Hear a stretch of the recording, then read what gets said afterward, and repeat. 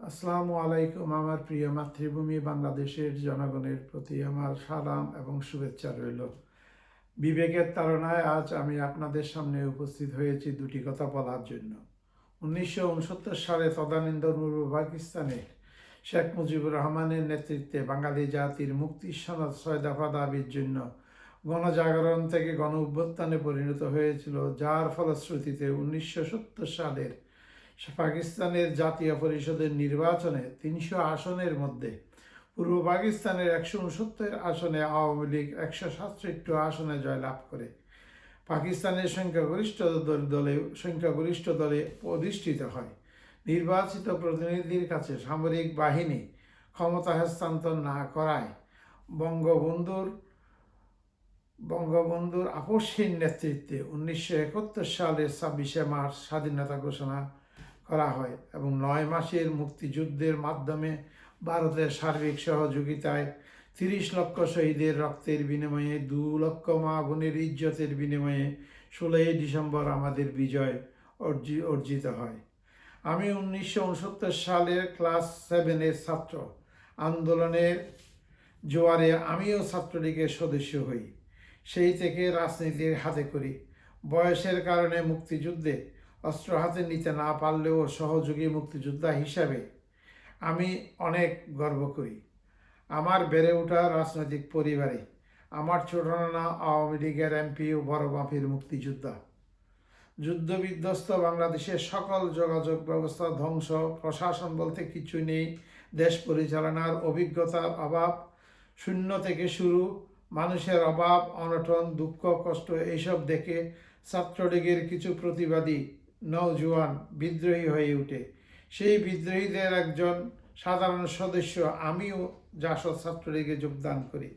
সবাই মিলে জীবন দিয়ে সদ্য গঠিত সরকারের বিরোধিতা করা আরম্ভ করি। খেয়ে বা খারা, পাটির গুদামে আগুন, ব্যাংক ডাকাতি সহ নানা অপকর্ম করে জাসদের উপর চালিয়ে দেন। অন্যদিকে সরকার আইন শৃঙ্খলা রক্ষা করতে হিমশিম খাচ্ছিলেন। জাসদ বুঝার আগেই জাসদ নামক রাজনৈতিক দলের পিছনে স্বাধীনতা যুদ্ধে পরাজিত শক্তিরা একত্রিত হয়ে ইন্ধন দিতে থাকে। জাসদের তরুণ নেতৃত্ব বুঝে ওঠার আগেই সব শেষ। সময় 1975 সালের 15ই আগস্ট। বঙ্গবন্ধুকে সপরিবারে হত্যার মাধ্যমে স্বাধীনতা বিরোধীরা রাষ্ট্র ক্ষমতায় অধিষ্ঠিত হয়। মুক্তিযুদ্ধের আদর্শ ও চেতনা ধ্বংসের মাধ্যমে মিনি পাকিস্তানের জন্ম হয়। সেই থেকে আমি ছোট মানুষ, আর কোনো রাজনীতিতে ফিরে আসি নাই। ভুল রাজনীতি দিয়ে শুরু, ভুলে অপমৃত্যু।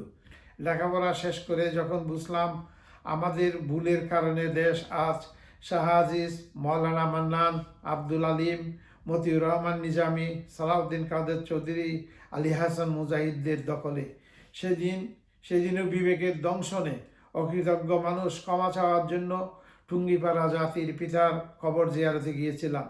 যে মানুষ তার জীবনের যৌবন সহ সারাটা জীবন উৎসর্গ করেছেন বাঙালি জাতির জন্য। আপনারা বিরক্ত হবেন না। আজ দুঃখ ভারাক্রান্ত মন নিয়ে আপনাদের সামনে বিবেকের দংশনে প্রায় 40 বছর রাজনীতি থেকে দূরে থাকা মানুষ হাজির হয়েছে কিছু কথা বলার জন্য। আমি উচ্চ শিক্ষা লাভের আশায় 35 বছর আগে আমি ব্রিটেনে চলে আসি। আর থাকার জন্য দেশের জীবনেও যাওয়া হবে কিনা জানি না। তবে প্রবাসে থেকেও রাজনীতি সচেতন ও দেশপ্রেমিক মানুষ সব সময় দেশের জন্য দেশের খোঁজ নিতে কোনো ভুল ত্রুটি হয় নাই। আধুনিকতার যুগে দিনে একবার হলেও নিজের মাতৃভূমির খবর নেওয়ার চেষ্টা করি। দেশ ভালো থাকলে, উন্নতি হলে খুশি হই, খারাপ সংবাদে কষ্ট পাই। বেশ কিছুদিন ছাত্র সমাজের কোটা আন্দোলনের অবলোকন করে আসছিলাম। দেখলাম ছাত্রদের দাবি আর সরকারের ভাষ্য একই সুরে গাথা। শুধু সময়ের ব্যাপার, ইনশাল্লাহ সমস্যা শেষ হয়ে যাবে। পরে দেখলাম সরকারের সময় ক্ষেপণ ও ভুল বুঝাবুঝির কারণে অনেক মানুষের প্রাণ ঝরে গেল। কেন এরকম হয়ে গেল, কারা এর পিছনে দায়ী, ইতিহাস একদিন এর সত্যতা যাচাই করবে। শেষ পর্যন্ত গণ আন্দোলনের মাঝে সরকারের পতন হয়তো নতুন সূর্যের আলোতে আলোকিত হয়ে আমার দেশের মানুষ ভালো থাকবে। আমি সকল বিদেহী আত্মার মাগফিরাত কামনা করি। সরকার আসবে, সরকার যাবে, এটা দেশের জনগণ নির্ধারিত করবে, তাতে আমার কোনো মতামত নেই। বাংলাদেশ আমার দেশ। বিশ্বের বুকে বুক ফুলিয়ে বলতে পারি আমি বাঙালি। আর এই দেশ সৃষ্টির পিছনে যে কারিগরটা সারাটা জীবন জেল জুলুম জীবন উৎসর্গ করে গেছেন, সে আমাদের জাতির পিতা বঙ্গবন্ধু শেখ মুজিবুর রহমান। গত কয়েকদিন ধরে শেখ মুজিবুর রহমানের প্রতিকৃতি, ওনার ভাস্কর্য যেভাবে অপমানিত হচ্ছে তা দেখে আমার বুক ফেটে যাচ্ছিল। আর শুধু খাটতে ইচ্ছা করছিল, আর বলতে চেয়েছিলাম আমরা এরকম অকৃতজ্ঞ জাতি কেন। উনি তো আমাদের একটা দেশ, একটা পতাকা, একটা স্বাধীনতা দিয়ে গেছেন। উনি তো আমাদের কোনো ক্ষতি করে নাই, তাহলে কেন এত অপমান? উনি তো সাংবিধানিকভাবে জাতির পিতা। তোমরা কি সংবিধান মানো না? তাহলে তোমরা কোন দেশের মানুষ? হায়দার সাহেবের গানের সাথে সুর মিলিয়ে বলতে হয়, চিৎকার করিয়া কাঁদিতে চাহিয়া করিতে পারেনি চিৎকার, বুকের ব্যথা বুকে চাপিয়ে নিজেকে দিয়েছি ধিক্কার। পরিশেষে আমি বৈষম্য বিরোধী ছাত্র আন্দোলনের সমন্বয়কদের কাছে প্রত্যাশা করি, কারো দলের অনুসারী না হয়ে নিজেদের মেরুদণ্ড শক্ত রেখে সংবিধানকে সমুন্নত রেখে জাতির জনকের প্রাপ্য সম্মান দিয়ে বিশ্বের বুকে গর্বিত জাতি হিসেবে বেঁচে থাকুন। সতর্ক থাকুন, আপনাদের আন্দোলন যেন কেউ ছিনিয়ে না নেই। আগামী দিনের সুন্দর ও সমৃদ্ধ বাংলাদেশের প্রত্যাশা রেখে আজকের মতো এখানেই শেষ করলাম। আসসালামু আলাইকুম।